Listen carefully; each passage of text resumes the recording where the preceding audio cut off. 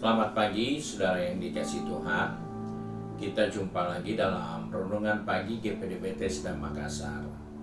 Pagi ini saya akan baca dari buku 1 Tesalonika pasal 5 ayat 16.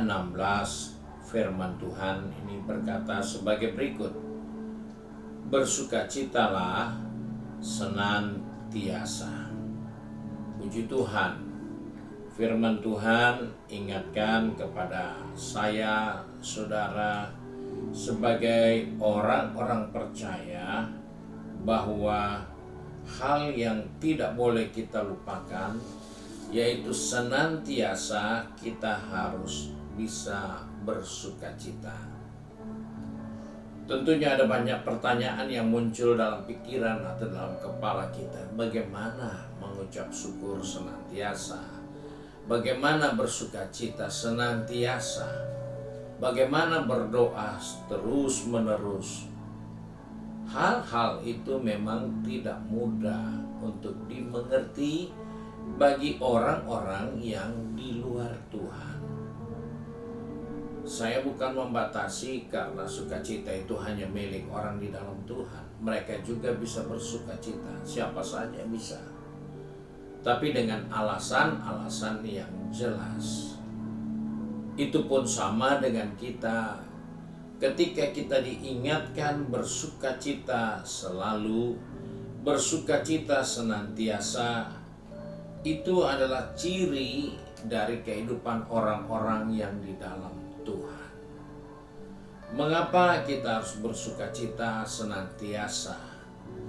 Karena sukacita yang Tuhan ingatkan untuk kita rasakan alami, itu adalah sukacita yang tidak bergantung kepada keadaan.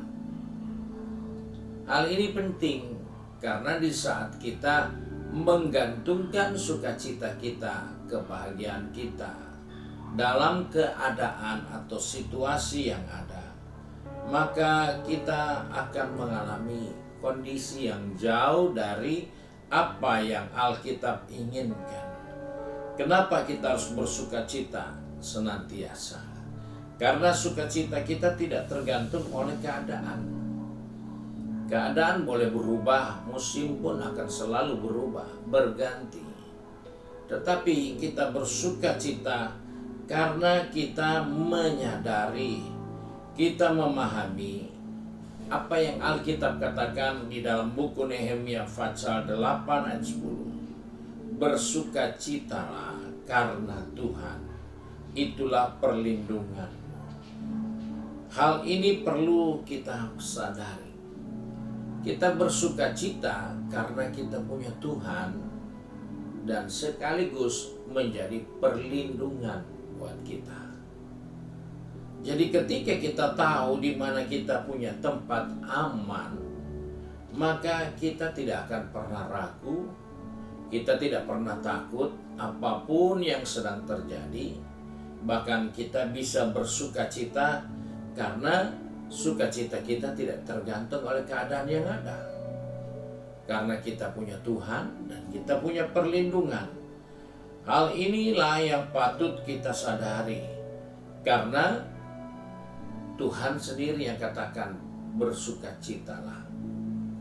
Jadi kita menemukan bersukacita karena kita punya Tuhan dan Dia juga adalah tempat perlindungan kita. Yang kedua, bersukacita adalah bukan pilihan. Banyak orang berpikir, saya mau bersukacita sekarang kondisinya lagi begini. Belum bisa sekarang. Nanti saja. Itu jadi pilihan. Tetapi Alkitab katakan bersukacita senantiasa. Itu bukan pilihan, tetapi itu adalah kehendak Allah yang kita harus lakukan. Karena Allah ingin supaya kita mempunyai kepastian bahwa kita menerima Dia dan perlindungan dari Dia. Seringkali kita lupa untuk melihat sukacita sebagai kewajiban. bukan pilihan. Di dunia ini menawarkan sukacita sebagai pilihan. Sebab itu menikmati sukacita dunia kita mesti bayar. Kesenangan dunia kita harus bayar. Sedangkan sukacita yang Tuhan berikan itu bukanlah pilihan, tapi itu adalah kehendak Allah, tapi itu adalah sesuatu yang Tuhan ingin kita lakukan. Karena apa yang ditulis Rasul Paulus ini, ketika Paulus menuliskan kata-kata ini, bersukacitalah, bukan berarti Paulus dalam saat itu lagi senang-senang, lagi happy-happy. Dia dalam banyak masalah, dia dalam banyak tekanan, dia dalam banyak kesulitan. Tetapi dia ingatkan orang percaya supaya dapat selalu bersukacita.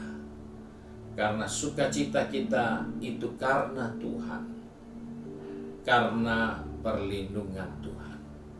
Bahkan di dalam Lukas pasal 10 ayat 20, dia berkata, jangan kamu bersukacita karena iblis lari daripadamu, tapi bersukacitalah karena namamu sudah ada tertulis di sorga.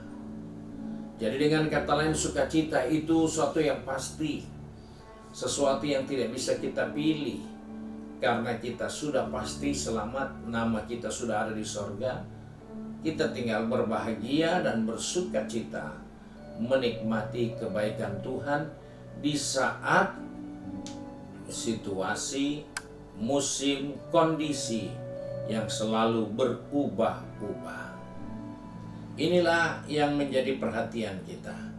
Karena ketika kita bersukacita, kita sedang mengambil bahagian dari sumber sukacita itu sendiri, yaitu Tuhan. Karena dialah sukacita kita. Dan ketika kita bersukacita, kita sedang ada di sumber sukacita itu.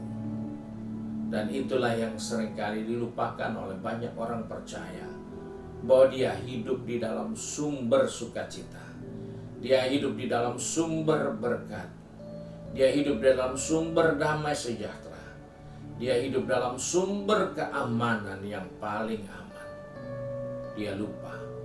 Oleh sebab itu kita diingatkan, bersukacitalah.